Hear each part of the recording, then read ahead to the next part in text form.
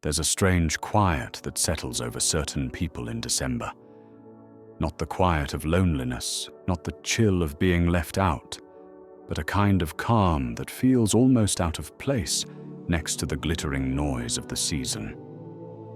Lights go up, music fills every shop, families plan gatherings, and the world seems to move with a festive certainty. And yet, some people remain still inside that storm. They don't rush to decorate. They don't count down dates. They don't join in the chorus of celebration. To others, this might look cold or distant. But for the people who don't celebrate Christmas, the story is rarely simple. Often, it's layered, emotional, and far more human than most imagine. It starts with a feeling many learned early in life, the sense that holidays are expectations, not invitations. For some, childhood Decembers weren't warm. They weren't filled with laughter or gifts or traditions. Instead, those days blended into the rest of the year, indistinguishable and unremarkable. When you grow up without holiday magic, adulthood doesn't suddenly create it. The world may try to hand you nostalgia, but you can't miss something you never had. So you learn to treat the season as just another set of days, neither bitter nor sweet, simply neutral. Others grew up with Christmas, but drifted away slowly, not out of rebellion, but out of reality. As they got older, the holiday became less about wonder and more about pressure. The pressure to be joyful, the pressure to spend money, the pressure to perform happiness even when life feels heavy. For people who value authenticity more than expectation, pretending becomes exhausting, and so they step back, not because they don't care, but because they no longer want their emotions dictated by a date on a calendar. There are also people who feel deeply overwhelmed by the season. Christmas carries a sensory load: crowds, sounds, social obligations, constant interaction that can drain someone who is sensitive to stimulation. The decorations, the plans, the parties, the coordination. It's a lot. Their minds crave stillness, not spectacle. Home feels safer than gatherings. Quiet feels kinder than celebration. And choosing peace over tradition isn't avoidance, it's self-knowledge. Trauma shapes this story too. Loss, grief, fractured families, complicated relationships. December tends to magnify whatever aches beneath the surface. For someone carrying emotional wounds, the holidays become a spotlight they did not ask for. Every commercial showing smiling families, every movie about perfect togetherness, every friend excitedly sharing plans can feel like a reminder of what they no longer have or never did. Not celebrating becomes a form of emotional protection. It's easier to treat the day as ordinary than to confront the contrast between expectation and reality. And then there are people who simply see the world differently. They don't attach meaning to rituals just because they're culturally universal. They don't feel drawn to collective experiences unless those experiences resonate deeply with their identity. They understand that joy isn't something you schedule or perform. For them, meaning is found in regular days, quiet routines, small personal moments. They don't need a holiday to feel grateful or connected. Their celebrations happen internally, on days no one else would circle on a calendar. Yet people often misunderstand them.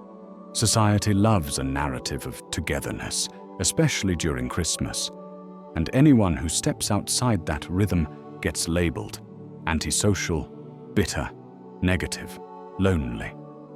But in truth, many people who don't celebrate Christmas aren't lonely at all. They're selective. Their relationships are intentionally built, not seasonally forced. They connect deeply, quietly, and sincerely, just not according to tradition. There's also a philosophical piece to this psychology. Some people question the meaning behind rituals once they learn to think independently. They don't dislike celebration itself. They simply believe that genuine connection shouldn't require ceremony. They see how commercialized the holiday has become, how much stress it brings, how much comparison it creates, and they quietly choose to step out of that system. Their lives don't feel empty without it. They feel more grounded. But even with all these reasons, there's still a subtle truth beneath the surface. People who don't celebrate Christmas often carry a private tenderness. On the outside, the day is ordinary. On the inside, they feel a mixture of peace and echo, a soft awareness that the world is moving in a rhythm that doesn't match theirs. They may not want to celebrate, but they still notice who reaches out, who remembers them, who checks in. Even when they insist it doesn't matter, a small part of them takes note. Not because they need the holiday, but because human beings quietly crave acknowledgement, even when they reject tradition. And that's what makes this psychology so human. It's not about rejecting joy. It's about redefining it. It's not about avoiding people. It's about choosing connection that feels real. It's not about resisting culture. It's about honoring emotional honesty. People who don't celebrate Christmas are often some of the most introspective, sensitive, and grounded individuals. They've learned that meaning doesn't need lights, gifts, or ritual. It needs presence. It needs authenticity. It needs moments that feel true rather than scheduled. Some people feel most alive in a crowded, decorated room. Others feel most alive in a quiet space with soft lighting and no expectations. Both are valid. Both are human. And neither is more joyful than the other, just different. So if you're someone who treats Christmas like any other day, there's nothing wrong with you. You're not cold.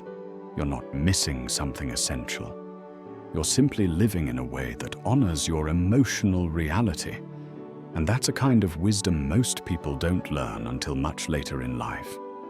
Because joy doesn't have to be loud to be real.